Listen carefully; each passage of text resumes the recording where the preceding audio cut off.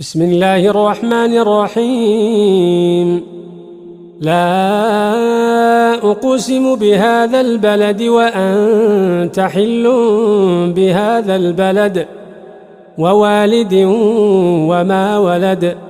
لقد خلقنا الإنسان في كبد أيحسب أن لن